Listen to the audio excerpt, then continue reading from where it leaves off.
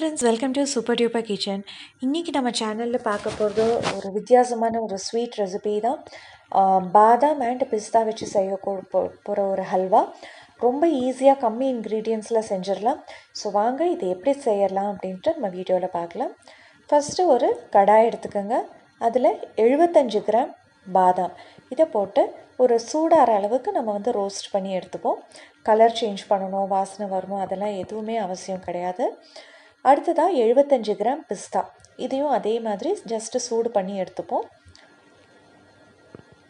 இப்போ நம்மளுக்கு டோட்டலாக 150 கிராம் நம்மளுக்கு நட்ஸ் இருக்குது. ஸோ இதை மிக்ஸி ஜாரில் நல்லா ஆறுனதுக்கப்புறம் நம்ம சேர்த்திக்கலாம். இதோட நம்ம வாசனைக்கு ஒரு 4 ஏலக்காயும் சேர்த்திட்டு நல்லா இதை பொடி பண்ணிக்கலாம். ரொம்ப கோர்ஸாகவும் இருக்கக்கூடாது, ரொம்ப பொடியும் ஆகிடக்கூடாது. மாவு மாதிரி ஒரு லைட்டாக தரத்தரன்னு இருக்கணும்.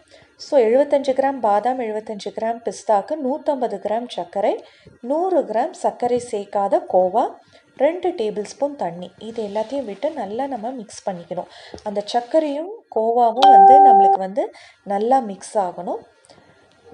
இதோட ஒரு சிட்டிகை உப்பு, எப்போவுமே ஸ்வீட்டில் கொஞ்சம் உப்பு ஆட் பண்ணால் நல்லா அந்த சுவையை தூக்கி கொடுக்கும். ஸோ அதுக்காக நம்ம இங்கே ஒரு சிட்டிகை உப்பு ஆட் பண்ணியிருக்கோம். ஸோ இது நல்ல ஒரே மாதிரி ஸ்மூத் மிக்சராக ஆன உடனே நம்ம இதில் ஆல்ரெடி பொடி செஞ்சு வச்ச பாதாம் பிஸ்தா பவுடரை இதில் சேர்க்க போகிறோம். ஸோ இதை சேர்த்து ஒரு மீடியம் ஃப்ளேமில் வச்சு நம்ம கண்டினியூஸாக ஸ்டிர் பண்ணிகிட்டு இருந்தோம் அப்படின்னா நம்மளோட ஹல்வா ரெடி ஆகிடும். இந்த ரெசிபிக்கு நம்ம முக்கியமாக ஃபாலோ பண்ண வேண்டியது ஒரே ஒரு இதுதான், மெஷர்மெண்ட்ஸ். கரெக்டான அளவு மெஷர்மெண்ட்ஸ் நம்ம எடுக்கணும். அண்ட் இதில் நான் ஒரு ஸ்பூன் நெய் ஊற்றிருக்கேன், அவ்வளோதாங்க. வேறு ஜாஸ்திலாம் நெய் வேண்டாம். நம்ம அல்வாவும் ரெடி ஆயிடுச்சு. ஸோ இந்த ஈஸியான ஹெல்தி அல்வாவை கண்டிப்பாக நீங்களும் வீட்டில் ட்ரை பண்ணி பாருங்கள், உங்களுக்கு கண்டிப்பாக பிடிக்கும். மீண்டும் இன்னொரு ரெசிபியில் சந்திக்கும் வரை விடைபெறுவது நிரஞ்சனா.